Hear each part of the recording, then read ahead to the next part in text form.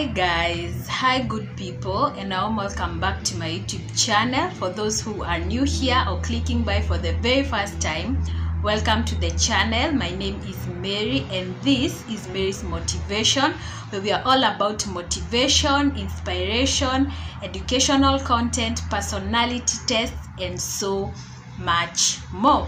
And on today's video guys, I want us to look at the types of intelligence.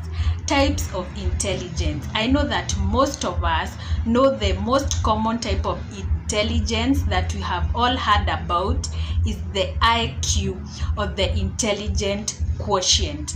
But just to let you know, there are other types of intelligence, and that is what we shall be looking at today. So welcome again to the video and welcome to the channel. If you are new here, please be sure to subscribe and hit the notification bell so that you'll be notified every single time I upload a new video.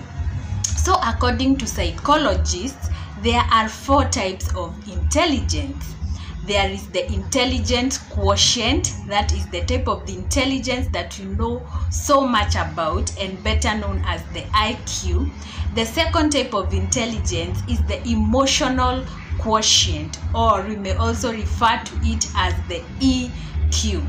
The third type of intelligence is the social quotient or social intelligence, better known as SQ. While we have the adversity quotient, which is at number 4, better known as the AQ. So according to psychologists, those are the 4 types of intelligence. So we will begin with the most common one and the one that we know mostly, which is known as the intelligence quotient or IQ. So what is IQ or intelligence quotient? Intelligence quotient is the measure of your level of comprehension. So you need IQ to solve math, to memorize, like the way you have to memorize things. You also need it to recall lessons. So it is the measure of your level of comprehension. You need it to memorize, you need it to solve problems, you need it to solve math equations, and you need it to memorize and recall lessons. That is what is known as the intelligent quotient or the IQ. The second type of intelligence is the emotional quotient. Emotional quotient, which is also known as the EQ. The EQ. So what is this emotional quotient or EQ? EQ is the ability to responsibly manage one's own emotions. So that is what we refer to as the EQ or the the emotional quotient. So as you manage your emotions, you are able to maintain peace with others, you are able to be responsible, you are able to be honest, you are able to be respectful, you are able to be humble, genuine, and considerate. All that comes along with the emotional quotient. That is the EQ. The ability to responsibly manage your own emotions and be a well-rounded individual. It shapes your character. Then the third type of intelligence is the social quotient or the SQ. What is this SQ? The SQ is the ability to build a network of friends and maintain it over a long period of time. That is also a type of intelligence. So if you are a person who does not know how to build connections, does not know how to build friendships, you might just be lacking a little bit in the social quotient, because it is the ability to build a network of friends and maintain it over a long period of time. That is the SQ. And that said, before we look at the last one, the AQ, there are a few pointers that you should know about the intelligent quotient, the emotional quotient, and social quotient. Most of the time, especially children who are in school, even us when we were in school, most of the intelligence that was being sharpened mostly is the intelligent quotient. That is the measure of your level of comprehension. That is the most type of intelligence, or the type of intelligence that was or also is at this time being put into so much. But we should note that people who have a higher EQ, that is emotional quotient, and SQ, that is social quotient, tend to go further in life than those who have a high IQ and lower EQ and SQ. So in short, people who have a higher emotional quotient and social quotient combined tend to go further in life than those who have a higher IQ. So most of the time we look at that IQ as the one which is going to take us further in life. But according to the psychologists, we should know that people who have higher EQ and SQ tend to go further in life as opposed to those who have a higher IQ. So let us try to sharpen both the SQ, the EQ, as we also sharpen our IQ, and especially for our children and those who are in schools. So most schools focus on the IQ and they forget the EQ and the SQ, which is not good. It is just not good. It is terrible, because as we said, the EQ and the SQ combined can make you go further in life. Even if you have an average IQ, you can go further, as opposed to somebody who has a higher IQ and lower EQ and SQ. So as I already said, the EQ, which is your ability to manage your emotions, it represents your character. This is the one which represents your character. It molds you and gives you your character.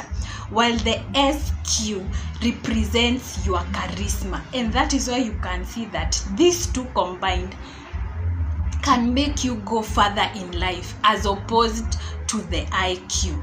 So a person with a higher IQ can end up being employed by people, or a person who has a higher EQ and SQ, even though those people have just an average IQ.